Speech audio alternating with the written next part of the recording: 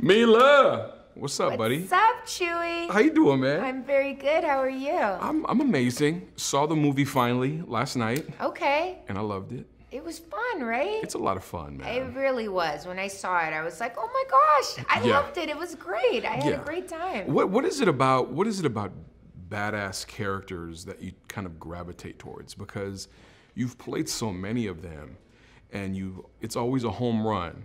Thank you. Man. Like, what is it about powerful characters that you just love? Why? You know what? I feel like I grew up, I was an 80s kid, so, you know, watching Thundercats and She-Ra, and, you know, that was my thing when I got home. That was like, it was all about women flying on winged horses with swords and like, you know, just being independent, being powerful, being able to take care of situations on their own, not needing a man to do it. It wasn't like the whole Disney princess thing. Right.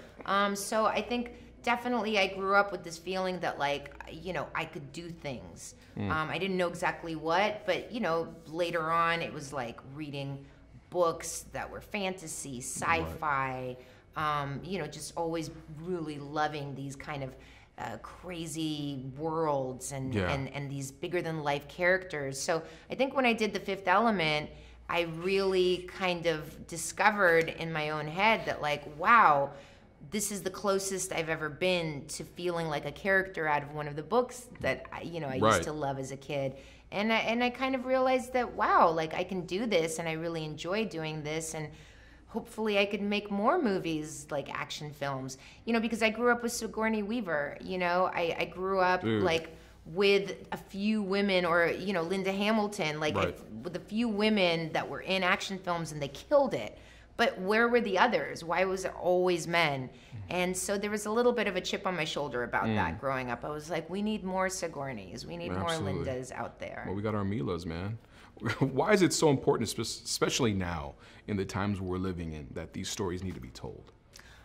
You know, I think the more women are accepted in powerful roles on screen, the more they will be accepted in powerful roles in real life.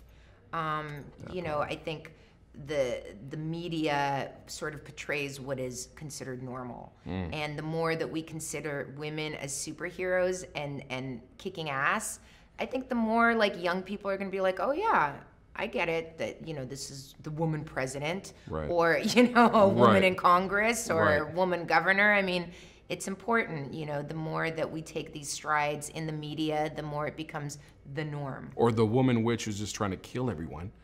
Well, listen, if you were stabbed in the heart with a spear, your head chopped off, your body chopped into little pieces and buried for 5,000 years, I think you'd wake up being a little bit like, you're all going down.